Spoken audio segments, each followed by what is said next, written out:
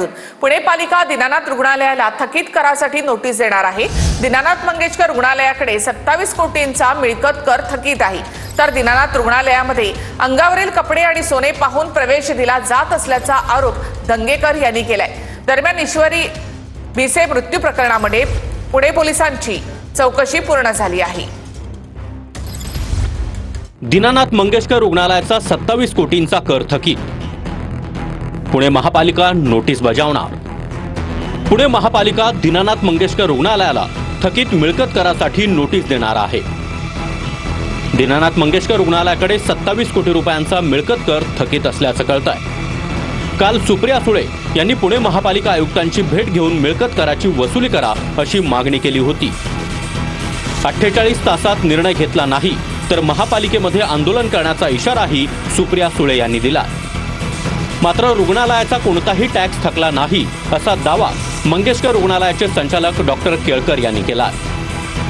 नियम कायदे हॉस्पिटलनी पूर्णपणे पाळलेले नाहीत। साधा टॅक्स पण पुणे म्युनिसिपल कॉर्पोरेशनचा जो हक्काचा आहे 27 कोटी रुपये भरलेले नाहीत, कुठलाही बँड वाजवला नाही, काही नाही, आणि म्हणतात मॅटर सबज्युडिस आहे। यूडी मंत्रालय आणि DCM 1 यांच्याशी याची चर्चा करणार आहे। हॉस्पिटलचा जो पालिकेचा टॅक्स आहे तो कोर्टाच्या अधीन आहे। हॉस्पिटलचा कॉर्पोरेशनचा एकही रुपया आम्ही थकवलेला नाही। आम्ही जे पैसे भरतो ते कोर्टामध्ये भरतो। आत्ता जे आम्ही टॅक्सचे पैसे भरतो ते कोर्टामध्ये भरतो।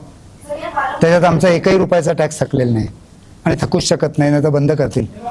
ईश्वरी भिसे मृत्यू प्रकरणात पुणे पोलिसांची चौकशी पूर्ण झाली आहे। या प्रकरणाशी संबंधित व्यक्तींचे जबाब पुणे पोलिसांनी नोंदवले आहेत। मंगेशकर रुग्णालयातलं CCTV फुटेज देखील तपासण्यात आलंय। महाराष्ट्र मेडिकल काउन्सिलने देखील मंगेशकर रुग्णालयाला नोटीस बजावली आहे। मृत महिलेच्या उपचार प्रक्रियेमध्ये किती डॉक्टर सहभागी होते याची माहिती मागवण्यात आली आहे। दीनानाथ मंगेशकर रुग्णालयामध्ये अंगावरील कपडे आणि सोनं पाहून प्रवेश दिला जातो असा आरोप शिंदेच्या शिवसेनेचे नेते रवींद्र धंगेकरांनी केलाय। त्या ठिकाणी बघितलं तर रुग्णांना कधीही त्या ठिकाणी सुविधा सर्वसामान्य सुविधा मिळत नाहीत। 5 तारीख हॉटेलच्या पुढचं त्या दवाखान्याचं सगळं सिस्टीम आहे। तिथं पेशंटचे कपडे आणि पेशंटच्या अंगावर असलेले दागदागिने बघूनच आतमध्ये त्यांना प्रवेश दिला जातो, नाहीतर त्यांना दवाखान्यामध्ये आत बी घेत नाही अशी परिस्थिती आहे। रुग्णाच्या नातेवाईकांकडे डिपॉझिट मागितल्याची कबुली डॉक्टर केळकर यांनी दिली आहे। मात्र पत्रकार परिषदेमध्ये त्यांनी वापरलेल्या राहू-केतू शब्दामुळे पुन्हा एकदा वाद सुरू झालाय। डिपॉझिट मागायची पद्धत डॉक्टरांकडनं नाहीये। हा आमचा ॲडमिशनचा पेपर आहे। त्या पेपरवर खर्चाचे अंदाजपत्रक असे लिहिलेले, हा छापील पेपर आहे। प्रत्येक रुग्णाला हा दिला जातो। डिपॉझिट लिहायची पद्धतच नाहीये, परंतु काही कारणाने त्या दिवशी राहू केतू काय डोक्यात आला, डॉक्टरांनी एक चौकोन करून त्याच्यामध्ये 10 लाख डिपॉझिट लिहिलंय।